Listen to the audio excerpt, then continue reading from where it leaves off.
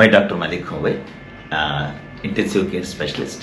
आज एक important topic के लिए बात करेंगे। ये है cardiac failure, heart failure. Heart failure, उसको हार्ट फेल्योर बोलते हैं, कार्डियक फेल्योर बोलते हैं, कंजेस्टिव हार्ट फेल्योर बोलते हैं, कंजेस्टिव कार्डियक फेल्योर बोलते हैं। मैं ये टॉपिक क्यों बात कर रहा हूँ? क्यों तो एक ही रीज़न है। आज सुबह 4 बजे एक 50 उम्र की एक लेडी हमारा पास आया। इतनी वो सांस नहीं ले पा रहे थे। पूरा लंग्स में पूरा पानी जमा हुई थी, पूरा बॉडी में पानी जमा हुई थी, पैर में, फेस में, चेस्ट में और लंग्स में पूरा पानी जमा हुई थी और सांस नहीं ले पा रही थी। उसको वेंटिलेटर के ऊपर लगाना पड़ा। ट्रीटमेंट चल रहा है, पेशेंट तो अच्छे ही है, मगर ये बात मैं बोलना चाहता हूँ कि ये क्यों हुआ? हार्ट फेल्यूर से हुआ। हार्ट फेल्यूर माने क्या है? हार्ट पंप नहीं कर पा रहा है। हार्ट पंपिंग करता है ना, हार्ट पंप कर नहीं पा रहा है। हार्ट उसको उतना पावर नहीं हो रहा है, हार्ट को पंप करने की पावर नहीं हो रहा है। तो बॉडी में जो 70% पानी है, बॉडी 70% पानी होता है, 30% ही बाकी है। मसल वगैरह वगैरह, बोन्स वगैरह 30% है, 70% पानी है। वो पानी अंदर ही रह गया, बाहर नहीं जा रहा है पेशाब से। सो अंदर रह के वो लंग्स में जमा हो गई। ये सब होता है। सो हार्ट अगर पंपिंग अच्छी तरह करे, पानी पेशाब से बाहर आ जाती है। ये एक कंडीशन किस कंडीशंस में होता है? पहली है आपको खून का कमी, एनीमिया बोलते हैं खून का कमी। अगर आपका खून में हीमोग्लोबिन जो है 5, 6, 4 ऐसा नीचे आ गया तो हार्ट फेल्योर में जा सकते हैं। कम से कम 10 रहना चाहिए, 10 के ऊपर रहे तो और भी अच्छा है। कम से कम 10 रहना है। 10 हीमोग्लोबिन, आपका खून में हीमोग्लोबिन वो ये रेड होता है ना, वो कम से कम 10 से ज्यादा होना चाहिए। दूसरा है गुर्दे का फेल्योर। अगर आपके गुर्दे काम नहीं कर रहा है तो भी हार्ट डैमेज हो सकता है, हार्ट फेल्योर में जा सकते हैं। रीनल फेल्योर से हार्ट फेल्योर तक,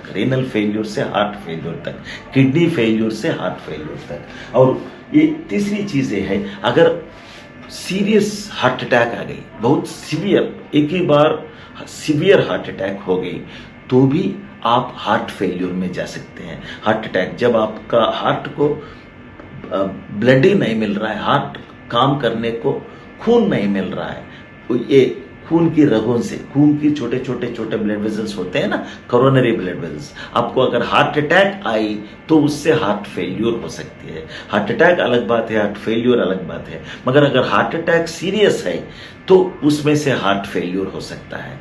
हार्ट को अगर ब्लड सप्लाई नहीं है बोले तो हार्ट इनसाइड नहीं है, मैं बाहर की बात कर रहा हूँ। हार्ट का मसल जो है ना, अगर उसको ब्लड सप्लाई नहीं होती, हार्ट अटैक में वही होता है। हार्ट काम करने के लिए उसको भी थोड़ा ब्लड सप्लाई होना चाहिए ना, वो खून होना चाहिए ना, उसको भी खून से उसको खाना मिलती है हार्ट को। वो भी अगर सडनली कम हो गई, हार्ट अटैक हो गई, सीवियर हार्ट अटैक हो गए, मैसिव हार्ट अटैक बोलते हैं, उसमें से हार्ट फेल्यूर हो सकता है। और शुगर, चक्कर की बीमारी, डायबिटीज, उससे भी अगर क्रॉनिक डायबिटीज में हार्ट इन्वॉल्व हो सकता है। कार्डियोमायोपैथी बोलते हैं, डायबिटिक कार्डियोमायोपैथी बोले तो आपको बहुत साल से हाई शुगर है, इसीलिए हार्ट डैमेज हो गई तो हार्ट पंप नहीं कर सक रहा, उसमें भी हार्ट फेल्यूर हो सकता है।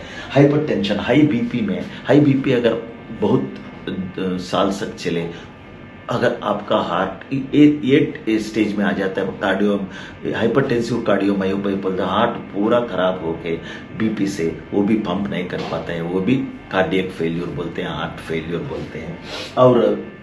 और एक इंपॉर्टेंट चीज बोलने वाला हूं, ये रोमैटिक वाल्वुलर हार्ट डिसीज। ये क्या होता है? बचपन में थोड़े लोगों को, बचपन नहीं तो जवानी में थोड़े लोगों को एक्यूट रोमैटिक फीवर बोल के एक फीवर आती है। ये थोड़ा गले में दर्द शुरू होता है, टॉन्सिल्स के जैसा दर्द, और आपको ये जॉइंट पेन्स होते हैं। ये थोड़े दिन तक चलता है, एक बार नहीं, 3 बार 4 बार ऐसा चलते रहता, आते रहता है। ये गले के दर्द से लेके हाथ, आपका पूरा जॉइंट जो है ना, दर्द होने लगते हैं और स्वेलिंग भी होते हैं, जॉइंट थोड़ा सूजन भी होते हैं। इसको एक्यूट रोमैटिक फीवर बोलते हैं बचपन में, नहीं तो आपको जवानी में हो सकती है। ये इससे हार्ट बहुत डैमेज होता है। हार्ट में 4 वाल्व्स होते हैं, इसके पहले भी बोल चुका हूं। ये हार्ट का अंदर की बात है। हार्ट का अंदर ऐसा होता है। आपको मालूम है हार्ट 4 चैम्बर्स होते हैं, 4 होते हैं, 1 2 3 4। सो ऊपर 2 नीचे 2। सो लेफ्ट साइड ये ऊपर से नीचे आने के, ब्लड आने के लिए, अंदर ब्लड आना चाहिए पंपिंग के लिए, ये बीच में एक वैल्व होता है, माइट्रल वैल्व बोलते हैं इसको। और इस राइट साइड ऊपर से नीचे ब्लड आने के लिए यहाँ पे एक वैल्व होता है, उसको ट्राइकस्पिड वैल्व, टी बोल के लेता हूँ, MT। सो ये ट्राइकस्पिड वैल्व होते हैं।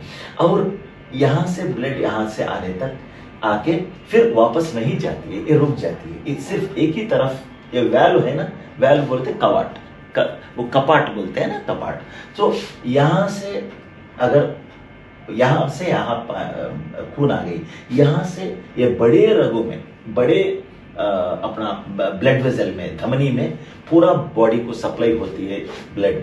ये शुरू में ये ब्लड वेसल सो है, जो ये धमनी सो है, शुरू में आयोटिक वैल्व बोलते हैं, एक छोटा वैल्व होता है, ये भी बहुत इंपॉर्टेंट है। और राइट साइड यहाँ से यहाँ खून आ गई, यहाँ से एक अपना लंग्स के लिए चली जाती है एक बड़ा धमनी, उसमें उसको ये बीच में यहाँ पे एक वैल्व होता है, उसको पल्मोनरी वैल्व बोलता है। चार वैल्व है। इसमें कौन सी भी वैल्व, ज्यादातर माइट्रल, ट्राइकस्पिड, आयोटिक, ये इन्वॉल्व होते हैं। ये एक्यूट रोमैटिक फीवर जो है, गले की दर्द, ये जॉइंट पेन से जो होता है, वो इसको इफेक्ट करता है, वैल्व्स को इफेक्ट करता है बचपन में ही और आपके जवानी में। तो तुरंत उसको ट्रीटमेंट लेना पड़ता है। मैं और एक बार बताता हूँ उसको क्या ट्रीटमेंट होना है। सो ये यहाँ से भी डैमेज हो के स्लोली बचपन से ऐसा ऐसा ऐसा आके आपका जवानी में 30 उम्र है, 24 उम्र है, जब महसूस शुरू होता है।